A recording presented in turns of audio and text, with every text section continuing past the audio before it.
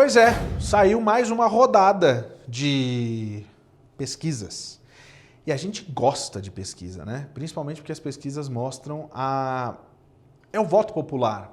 Para a gente entender um pouquinho do que é, na realidade, o sistema eleitoral, essas pesquisas refletem o voto popular das pessoas que são registradas e que dizem durante a pesquisa que vão realmente votar, né? Por isso que muita gente fala assim, mas a pesquisa, o Trump, o ano passado estava perdendo para Hillary e acabou ganhando a eleição. Mas no voto popular, ele perdeu para Hillary com mais de 3 milhões de votos de diferença. E agora a gente tem 3 pesquisas para mostrar para você, que são os números... Vamos começar pela Califórnia. Você vai acompanhar comigo a Califórnia agora? A Califórnia vai trazer uns dados e aí você entenda, a Califórnia é um estado democrata, né? E tem esses números para você. A pesquisa da Emerson foram mais de... foi feita agora recentemente, entre o dia 8 e o dia 10 de maio. 29% tem o Donald Trump e 59% tem o Joe Biden. Nem eu que sou tão ruim de matemática. 30% de diferença. Acertei? 30% de diferença entre um candidato e outro, o que é simplesmente sensacional. Lembre-se, Califórnia é um estado democrata. E a diferença, nem se eu falasse a margem de erro é de 3,4. Mesmo que eu aplicar a diferença aqui, amigo, 30% não tem margem de erro. E a Califórnia, para quem não sabe, é muito importante se vencer na Califórnia por conta da quantidade de delegados naquele estado. É um dos estados com uma maior quantidade de delegados em todo o país. Vamos para mais uma pesquisa agora? Vou para a pesquisa agora falando do Texas. O Texas, a situação é diferente. O Trump vence o Biden. Só que é uma situação de muito pouca diferença, são 6 pontos, Trump com 47% e o Biden com 41%. Também é uma pesquisa da Emerson, que foi realizada entre os dias 8 e 10, e a margem de erro é de 3,4%. Na margem de erro, o Trump também vence, né? De qualquer forma, está vencendo nessa pesquisa. Lembrando vocês que nas pesquisas anteriores no Texas, esse número aqui estava muito maior. O número do Biden, ele sobe menos do que o do Trump, mas o do Trump está diminuindo muito rápido. Isso quer dizer que as pessoas que votam nele podem até não votar no Biden, mas não votam mais no Trump.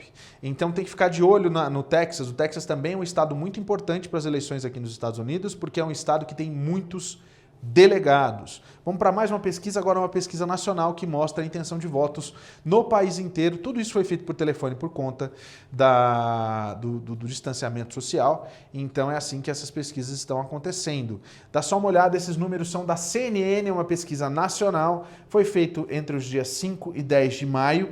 A margem de erro é de 3,7 pontos para mais ou para menos. O Trump está perdendo na pesquisa da CNN por 46 a 51, a diferença aqui é de 4, 5 votos, 5 pontos, né?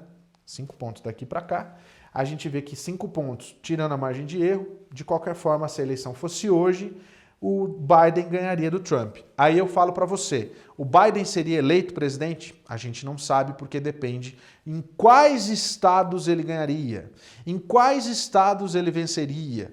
Os estados que têm mais delegados são os que importam. E lembrando que Flórida é um swing state, né? E a gente vai falar da Flórida nos próximos dias, porque têm sido feitas várias pesquisas lá, por conta da forma como o Trump tem lidado com a pandemia e também o Ron DeSantis, pode ser que aconteça uma virada, ainda mais que o Joe Biden tem um eleitorado de pretos muito forte.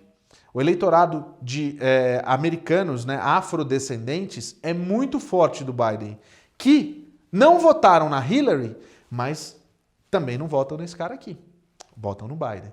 Então, de repente, se ele ganhar... E dizem que quem ganha na Flórida leva o país, né? O Trump ganhou na Flórida em 2016. Vamos ver como é que vai ser. A gente vai trazer sempre para você... essas pesquisas para você ficar bem informado, porque é assim que a gente faz esse jornal aqui. O Vini Blessed, Paulo, boa noite. Gostaria de saber se o imigrante legal ou ilegal pode votar nas eleições nos Estados Unidos ou no Brasil. Obrigado. Não, aqui é o seguinte, só quem vota é quem é cidadão, tá? E registrado, você tem que se registrar. É assim, o voto não é obrigatório, né? E aí o que acontece é o seguinte, quando você quer votar, você tem um prazo para você se registrar naquele ano, para você falar, não, esse ano eu vou votar. E você tem que resolver o que você é, se você é independente, se você é democrata ou se você é republicano. Né? E isso conta, inclusive, nessa matemática louca da eleição aqui nos Estados Unidos. Mas não, se os imigrantes pudessem votar, não entrava gente como Trump, por exemplo. Tenho certeza disso.